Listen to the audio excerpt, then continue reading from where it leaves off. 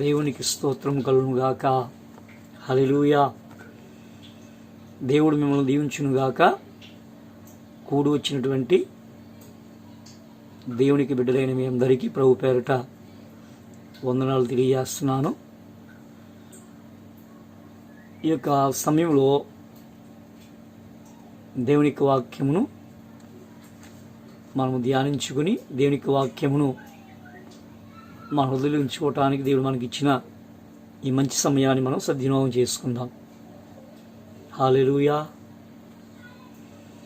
Bible గ్రంథంలో రాయబడినటువంటి ఒక అమూల్యమైనటువంటి మాటను మీకు తెలియజేస్తాను. మత్తయి సువార్త 28వ అధ్యాయము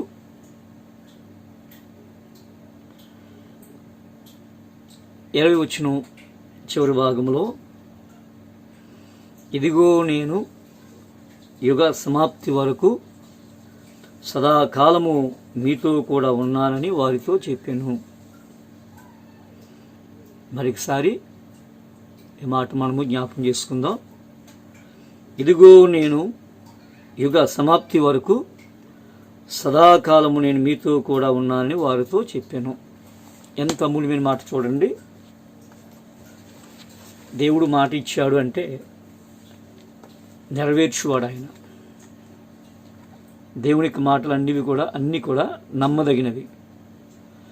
దేవునికి మాటలు ఆకాశం భూమి గతించినా అవి ఎంత మాత్రం గతించేవి కాదు. అందుకని నమ్ముట నీ వలనైతే నమ్మువానికి సమస్తమును సాధ్యమే అని చెప్పి దైవ గ్రంథంలో మనం చూస్తాం. ఏమి నమ్మాలి? దేవునికి వాగ్దానములను. ఏమి నమ్మాలి? దేవునికి మాటలను. ఏమి నమ్మాలి? నిజదేవుడని యేసుక్రీస్తు ప్రభు వారిని. ఈ యొక్క సమయంలో మరి మనము ఈ లోకయాత్రలు మనం జీవిస్తున్నాం.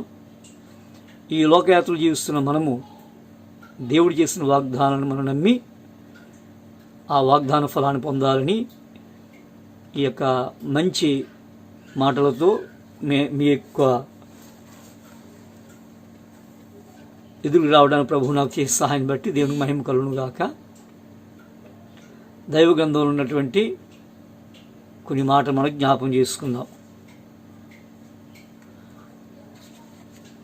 ఆయన వాగ్దానాలు మనము నమ్మి తీరాలి. ఈ జీవిత యాత్రలో వెళుతున్న మనందరము కూడా ఆయన చేసిన కొన్ని వాగ్దానాలు మనకు జ్ఞాపం చేసుకుందాం. కీర్తన గ్రంథం 34వ అధ్యాయము 7వ వచనం ఒకసారి జ్ఞాపం చేసుకుందాం. కీర్తన గ్రంథము 34వ అధ్యాయము 7వ వచనం ఒకసారి జ్ఞాపం చేసుకుందాం. యెహోవా యందు భయభక్తుల వారి చుట్టూ ఆయన దూత కావలుండి వారిని రక్షించును. వాగ్దానం చూస్తే అంత శ్రేష్టమైనదో. యెహోవా యందు భయభక్తులు కలివారి చుట్టూ, ఎవరి చుట్టూ? అందరి చుట్టూ కాదు, దేవుని యందు భయభక్తుల వారి చుట్టూ ఆయన దూత కావలుండి వారిని రక్షించడం రాయబడ్డారు.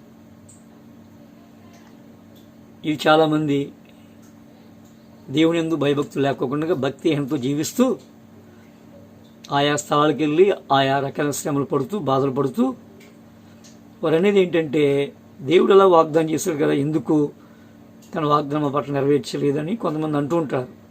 దేవుడు చెప్పిన వాగ్దానం ఏంటి? ఆయన యందు భయభక్తుల వారి చుట్టూ ఆయన దూత కావలుండి వారిని రక్షించడం రాయబడ్డాలి. దేవుని యందు భయము, భక్తి, ఈ రెండూ ఉండాలి. కొంతమంది దేవుడు అంటే భయం ఉంటుంది, భక్తి ఉండదు. కొంతమందికి దేవుడు అంటే భక్తి ఉంటుంది, భయం ఉండదు. ఈ రెండూ ఉండాలి. భయము, భక్తి, ఈ రెండు ఉంటే ఆయన చేసిన వాగ్దానం మన పట్ల నెరవేర్చబడుతుంది. దేవుడు ఎంత కృపగల దేవుడో. ఆయన ఎందుకు సరైన భయము, భక్తి లేకపోయినా దీనిని మనం అందరం క్షేమంగా ఉన్నామంటే ఆయన కృప ఎంత అత్యధికంగా మన మీద ఉందో ఒకసారి మనం జ్ఞాపం చేసుకుందాం. ఎన్నిక లేని మనల్ని ప్రేమించిన దేవుడు, ఏ యోగ్యత లేని మనల్ని ప్రేమించిన దేవుడు ఈ దినాన్న క్షేమముగా, సంతోషముగా, ఆరోగ్యకరముగా మనము, మన బిడ్డలు, మన కుటుంబం, మన సహోదరులు ఉన్నామంటే ఆయన చూపిన కృప ఎంత గొప్పదో ఒకసారి మనం జ్ఞాపం చేసుకుందాం. ఆయన దేవుడు వాగ్దానం చేస్తే తప్పిపోయేవాడు కాదు. వాగ్దానం చేస్తున్న దేవుడు నమ్మదగిన దేవుడు అని రాయబడ్డారు. కనుక ఈ లోకయాత్రలో జీవిస్తున్న మనము దేనికి వాగ్దానం నమ్మిన వారమై ఆ వాగ్దానం చేసిన దేవుడు నమ్మదగిన దేవుడు కనుక ఏ ఏ విషయాల్లో దేవుడు వాగ్దానం చేస్తాడో మనం గుర్తించి అలా జీవించినట్లయితే దేవునికి వాగ్దాన ఫలాన్ని మనం పొందుకునే వారు ఉంటాం. కనుక ఇట్లా మనం జ్ఞాపం చేసుకుంటే ఈ జీవిత యాత్రలో మనం దేవునియందు భయభక్తి కలిగి జీవిస్తే ఆయన దూత ఎప్పుడు మనకు కావాలని మనం రక్షిస్తూ ఉంటారు. అలాగనే బైబిల్ గ్రంథం ఇంకా మనం జ్ఞాపం చేసుకుంటే కీర్తన గ్రంథం 91 అధ్యాయం 4 వచనం. కీర్తన గ్రంథము 91 అధ్యాయము చూడండి. కీర్తన 91 4 వచనం మనం జ్ఞాపం చేసుకుంటే, ఆయన తన రెక్కలతో నిన్ను కప్పును, ఆయన రెక్కల క్రింద నీకు ఆశ్రయం కలుగును, ఆయన తన రెక్కలతో నిన్ను కప్పును. ఈ జీవిత యాత్రలో మనం దేవునియందు భయము భక్తి కలిగి ఆయన కట్టలను గైకొనుచు ఆయన ఆజ్ఞలు ప్రేమించి ఆయన మాటల ప్రకారంగా జీవించినట్లయితే ఆయన తన రెక్కలతో మనల్ని కప్పేవాడై ఉన్నాడు. కోడి తన పిల్లలను తన రెక్కల చోటున ఏ రీతిగా అయితే భద్రపరుచుకుంటాదో అలాగనే కృపగల దేవుడు తన పిల్లలని మనందరిని కూడా ఆయన ప్రేమించున్నాము గనుక, ఆయన మాటలను గైకొనుచున్నాము గనుక, ఆయన కట్టల ప్రకారం జీవిస్తున్నాం గనుక, ఆయన యందు భయము భక్తి కలిగి జీవిస్తున్నాం గనుక ఆయన తన రెక్కలతో మనం కప్పుకుంటాడు. ఆయన రెక్కలతో మనం కప్పినట్లయితే మనకి ఏ అపాయము ఏ ప్రమాదం రానే రాదు. ఆయన తన రెక్కలతో ఎవరిని కప్పుతానంటున్నాడు? మహోన్నతిని చోట నివసించేవాడే, అనగా దేవుని యొక్క సన్నిధిలో నివసించేవాడు, దేవునితో కలిసి జీవించేవాడు, దేవుని యొక్క కట్టడలను ప్రేమించి గైకునేవాడు, టోటల్గా దేవుని యందు భయము భక్తి కలవాడిని దేవుడు ఎవరిని తన రెక్కలతో కప్పుకొని వారిని కాపాడువాడే ఉన్నాడు. అర్థమవుతుందా? ఏదో నామకార్థమైన జీవితం జీవిస్తూ భక్తిహీనత కలిగి దేవుడు నన్ను కాపాడుతలేదంటే అది నీ వెర్రితనం. చేయరాని పనులు చేస్తూ మాట్లాడని మాటలు మాట్లాడవచ్చు, వెళ్ళరాని స్థానం గెలుచు, నిష్ఠారసమైన జీవితం జీవిస్తూ దేవుడు నన్ను కాపాడలేదంటే అది నీ బుద్ధిహీనత. దేవుడు ఎవరిని కాపాడుతున్నాడు, ఎవరిని రక్షిస్తున్నాడు, ఎవరికి తను వాగ్దానం చేస్తాడంటే ఆయన యందు భయభక్తులు కలిగి జీవించే వారికి మాత్రమే. అందుకనే ప్రియమైన దేని బిడ్డలారా, దేనికి వాక్యాన్ని మనం చాలా లోతుగా అర్థం చేసుకోవాలి. ఇంకా మనం జ్ఞాపం చేసుకుంటే కీర్తన 125 అధ్యాయము 2 వచనం చూస్తే, కీర్తన గ్రంథము 125 అధ్యాయము చూడండి దయచేసి 2 వచనం. యెరూషలేము చుట్టూ పర్వతం ఉన్నట్లు యెహోవా ఇది మొదలుకొని నిత్యము తన ప్రజల చుట్టూ ఉండును, తన ప్రజల చుట్టూ ఉండును. దేవుడు మన చుట్టూ పర్వతములే ఉంటాడు, పర్వతముల వలె ఉంటాడు ఆయన. ఎవరి చుట్టూ? ఆయన ప్రజల చుట్టూ. ఆయన ప్రజలంటే ఎవరు? ఆయన యందు భయభక్తి గలవారు, ఆయన రక్తంలో కడగబడిన వారు, ఆయన మాటను గైకునేవారు, దేవుని కొరకు ప్రాణాలైనా లెక్క చేయక దేవుని కొరకు విశ్వాసంతో జీవించేవారు. ఆయన వాగ్దానం నెరవేర్చుకుంటాడు. ఆయన మేమే ఆయన నమ్మిన వారు ధన్యులు, ఆయన అద్దుకొచ్చేవారు ధన్యులు, ఆయన మాట గైకునేవారు ధన్యులు. అయితే ప్రియమైన దేనికి బిడ్డలారా, పర్వతములు ఉన్నట్లుగా యెరూషలేము చుట్టూ మన చుట్టూ దేవుడు పర్వతం వలె ఉంటాడు. అప్పుడు మనకి ఏ అపాయం ఏ ప్రమాదం రాని రాదు. ఆయన తన రెక్కలతో మనల్ని కప్పుకుంటాడు. ఆయన మన చుట్టూ తన దూతలను కావాలని మనం రక్షించుకుంటాడు. కనుకనే దేవుని యొక్క వాక్యాన్ని మనము ఆత్మీయంగా మనం అర్థం చేసుకోవాలి.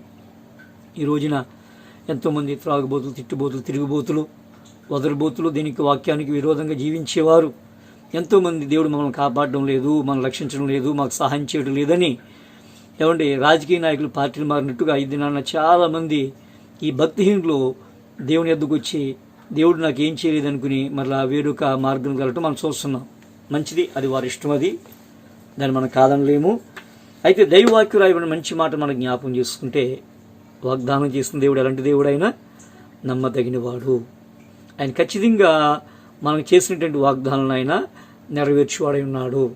కనుకనే ఆయన తన వాగ్దానం మన పట్ల నెరవేర్చాలంటే మనం ఏం చేయాలంటే దేవుని భయభక్తులు ఉండటము, ఆయన కట్టడలను ఆయన ఆజ్ఞను గైకొనటము, ఆయన మాట ప్రకారంగా జీవించినట్లయితే ఆ కృపగల దేవుడు మన జీవిత యాత్రలో ఆయన మనకు తోడైండి మనల్ని నడిపించుటకు ఆయన సిద్ధంగా ఉన్నాడు. ఆయన ఈ విషయాన్ని దయచేసి అందరూ జాగ్రత్తగా అర్థం చేసుకోవాల్సిందిగా ప్రభు పేరట మనం చేస్తున్నాను. దేవునికి స్తోత్రం కలుగును గాక.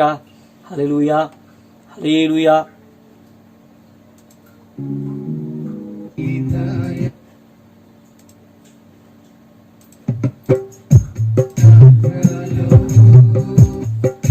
నా జీవిత యాత్రలో ప్రభువా నీ పాదమే శరణం.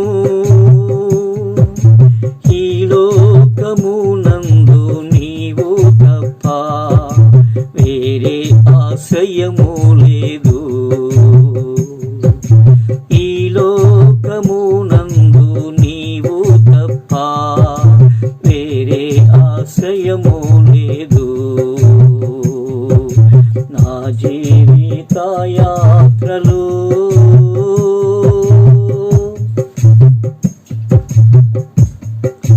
పలువిధ శోధన కష్టములు ఆవరించియుండగా,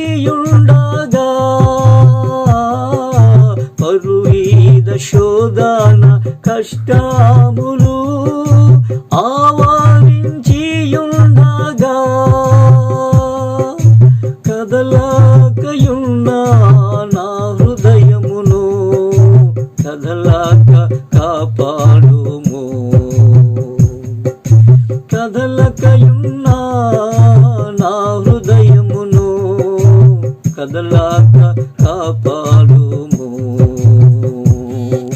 నా జీవిత యాత్రలో ప్రభువా నీ పాదమే శరణం. ఈ లోకమునందు నీవు తప్ప వేరే ఆశ్రయము లేదు. ఈ లోకమునందు నీవు తప్ప వేరే ఆశ్రయము లేదు. నా జీవిత యాత్రలో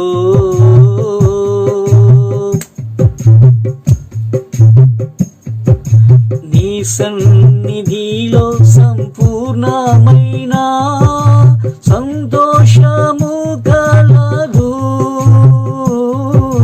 నీ సన్నిధిలో సంపూర్ణమైన సంతోషము కలదు. నీ కుడి హస్తము నాతో నుండల్ నా జీవిత యాత్రలో. నీ కుడి హస్తము నాతో నుండుల్ నా జీవిత యాత్రలో. నా జీవిత యాత్రలో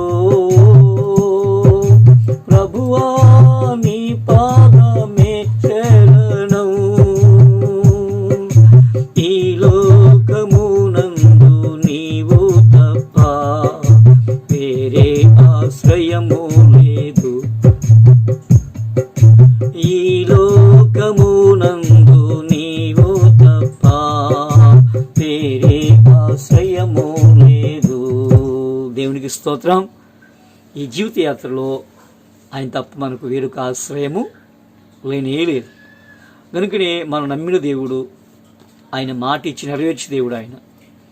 కనుకనే దేవుని యందు భయభక్తులకు జీవిస్తూ ఆయనకి కాపుదల్లో మనము మన కుటుంబాలు ప్రభులు స్థిరంగా బలంగా ఎదగాలని ప్రభు పేరటి ఈ మాటలు మీ అందరూ తెలియజేస్తున్నాను.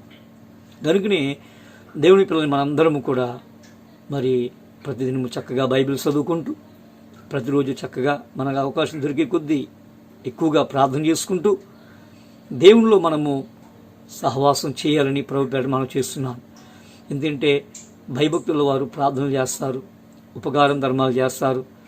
ఈ దేవుని భయభక్తుల వారు దేవునికి భయపడతారు. కనుకనే పాపములకు దూరముగా దేవుని దగ్గరగా జీవించే వారు ఉంటారు. అలాంటి వారి ఎడల దేవుడు ఎంత కృప చూపుతున్నాడో మనం జ్ఞాపం చేసుకుంటున్నాము. మొదట ఆయన దూత మనం రక్షించేదిగా ఉంటుంది. రెండవదిగా ఆయన రెక్కలతో మనల్ని కప్పుకుంటాడు. మూడవదిగా పర్వతం వలె మన చుట్టూ ఉండే దేవుడు ఆయన. ఇంకా మనం జ్ఞాపం చేసుకుంటే జకరియా గ్రంథం 2:5 మనం జ్ఞాపం చేసుకుంటే మన చుట్టూ అగ్ని ప్రాకారముగా ఉంటాయి. అగ్నిని ప్రాకారంగా వేస్తాడు ఆయన. అగ్నిని ఎవరైనా ముట్టుకోగలరా? అగ్ని జోలికి ఎవరైనా వెళ్ళగలరా? అలాగే మన ఇంటి చుట్టూ కూడా ఆయన అగ్నిని కంచిగా వేస్తాడు. మన చుట్టూ ఆయన అగ్నిని ప్రాకారముగా ఉంచుతాడు. ఎప్పుడు? దేవుని నమ్ముకుని ఇష్టాసారంగా జీవించినప్పుడా? దేవుని నమ్ముకుని లోకానుసారంగా మనం జీవించినప్పుడా? కానే కాదండి. చాలామంది దినాల్లో దేవుని నమ్ముకుని లోకానుసారంగా జీవించేవారు ఎంతోమంది ఉన్నారు. వారు కూడా మనకు అనవసరం. కానీ మనమైతే మాత్రము దేవుని యందు భయభక్తుల వారమై విశ్వాసంతో ప్రభుని వెంబడించవలసి వారు ఉన్నాం. కనుక ఈ యొక్క సందేశం ఇచ్చుండటం నా ప్రియమైన దేనికి బిడ్డలారా, ఈ జీవిత యాత్రలో ప్రభు నీకు తోడుగా ఉండాలంటే మనం ఖచ్చితంగా ఆయన యందు భయభక్తులు జీవించాలి. ఇక్కడ మనం జ్ఞాపం చేసుకుంటే ఎప్పుడైతే మనము దేవుని భయభక్తులు జీవిస్తామో ఆయన తన వాగ్దానం నెరవేరుస్తాడు. కనుక ఇక్కడ రాయబడిన మాట చూస్తే అగ్ని ప్రాకారంగా మన చుట్టూ వేస్తాడు ఆయన.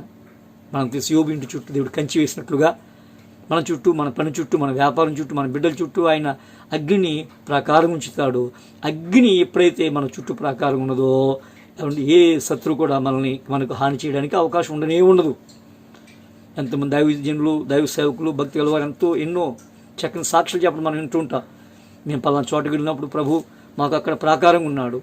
పలానా చోటకి వెళ్తే దేవుడు తన దూతను పంపి మమ్మల్ని రక్షించాడు. పలానా చోటకి వెళ్తే దేవుడే మాకు ఎంతో సహాయం చేసిన ఎంతోమంది ఈ దినాన్న సాక్ష్యం చెప్తున్నారు.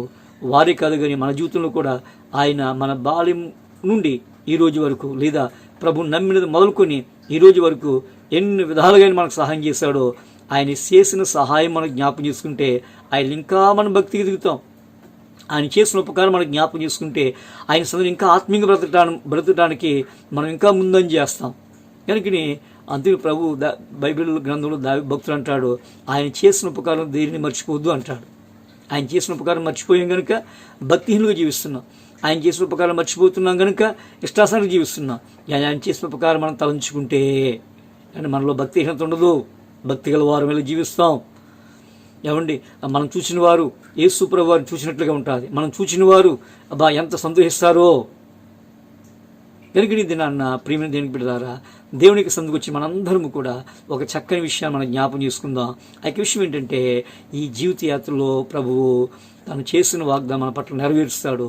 ఆయన నెరవేర్చాలి అంటే మరి ఖచ్చితంగా మనము దేవుని యందు భయభక్తి కలిగి విశ్వాసం మనం జీవించాలి. ఇంకా మనం జ్ఞాపం చేసుకుంటే లూకా సువార్త 21:18 చూడండి. లూకా సువార్త 21:18 మనం జ్ఞాపం చేసుకుంటే అక్కడ రాయబడ్డ ఒక మంచి మాట. దయచేసి బైబిల్ గ్రంథం తెలుగు గ్రంథం కూడా తీయండి. 21:18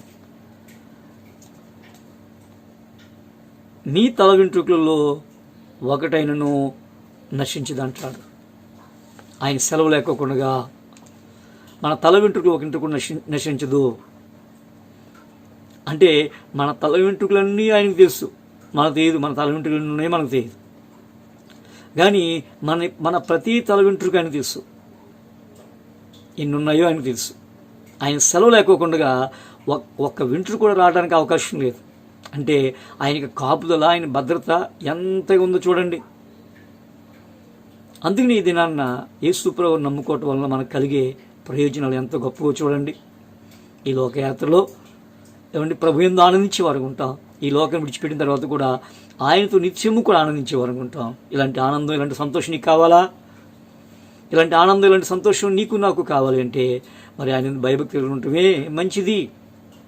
గత రోజులో చెప్పాను, ప్రతి వారు దేవుని యందు భయభక్తి కలిగి ఉన్నట్టే విధి అని దైవజనుడైన సులోమన్ చెప్పిన మాట మీకు జ్ఞాపం చేస్తాను. దేవుని యందు భయభక్తి కలిగి ఉండటం వల్ల ఎంత లాభమో చూడండి.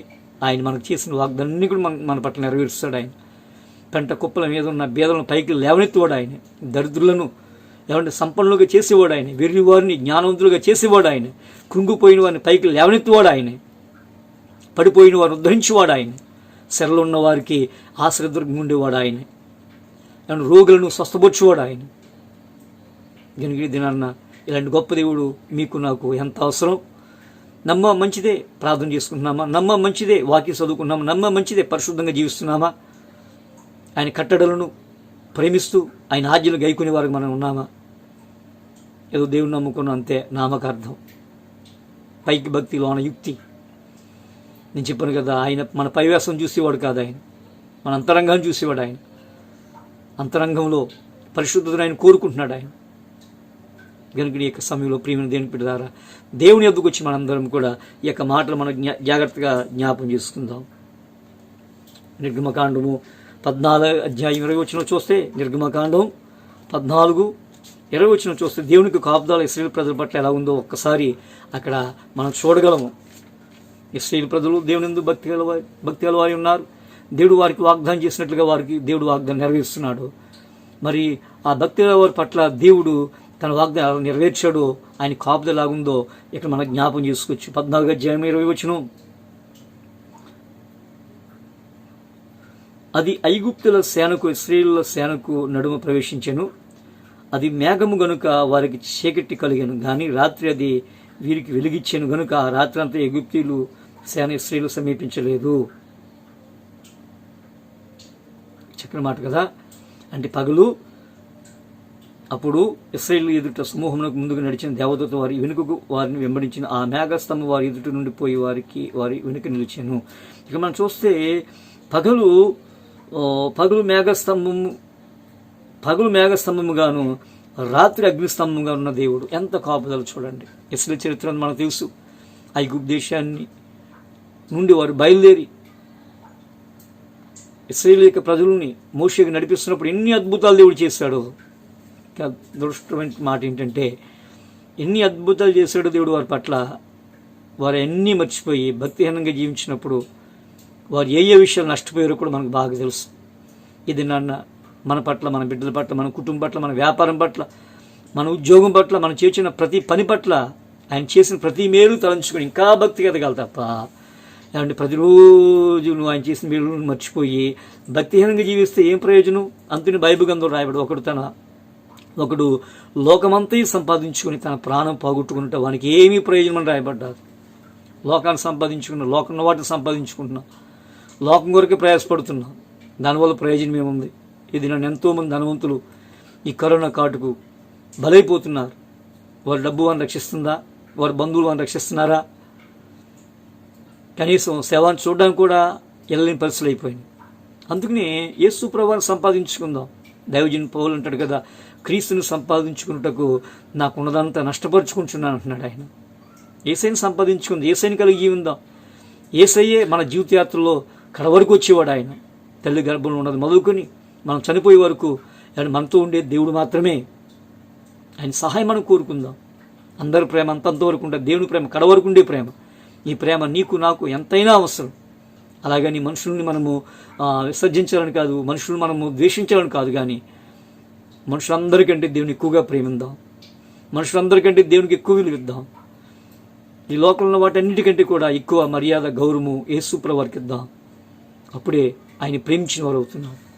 అందుని ప్రభు అన్నాడు, పూర్ణ హృదయంతో పూర్ణ ఆత్మతో ఆయన ప్రేమించాలని రాయబడ్డారు. ఆయన ప్రేమించే వారికి సమకూర్చబడిన మేలు ఎన్నో ఉన్నాయని కూడా రాయబడ్డారు. కనుక ఇది నాన్న దేవునికి మాటలు ఉంటున్న మనము, ఇవన్నీ కూడా దేవునికి మాటలే, ఇవన్నీ కూడా దేవునికి వాగ్దానములు, ఎన్నో వాగ్దానాలు ఉన్నవి. ఆ వాగ్దానం కూడా దేవుడు మన పట్ల నెరవేరుస్తాడు. ఇప్పటికే అనేక వాగ్దానాలు ఆయన మన పట్ల నెరవేర్చాడు. ఆయన ఇది నాన్న మన పట్ల కూడా ఆయన నెరవేర్చిన వాగ్దానం తలంచుకొని మనం ఉన్న భక్తి దూరపరుచుకొని భక్తిగా జీవించడం మనం ఎంతైనా ప్రయత్నం చేద్దాం. భక్తి గల వారు లేకపోయారని రాయబడ్డారు. భక్తి గల వారి కొరకు ఆయన ఎదురు చూచున్నాడు. ఆయన ఎందు భయము కలిగి జీవించేవారి కొరకు ఆయన ఎదురు చూచున్నాడు. ఆయన నీవు నేను కూడా ఈ చివరి దినాల్లో ఆయన భయభక్తి కలిగి ఆయన చేసిన వాగ్దానాలని పొందుకుంటూ మన జీవిత యాత్రలో ప్రభువాన్ని ముందుగా పెట్టుకుని ఆయన వెంబడించే వారు ఉండాలని ప్రభు పేరు మనం చేస్తున్నాం. కనుక ఈ సమయంలో ప్రియమ దేనికి బిడ్డారా, దేనికి వాక్యం ఉంటున్న మనందరం కూడా మనల్ని భక్తి అంతా దూరపరచుకుని ప్రభు కొరకు నమ్మకస్తులుగా జీవించి మనం చేస్తూ ఈ కొద్ది మాటలు ముగిస్తున్నాను. దేవుడు తన హెచ్చరిన మాటలు వాక్యమును దేవుడు దీవించి ఆశించును గాక. ఆమె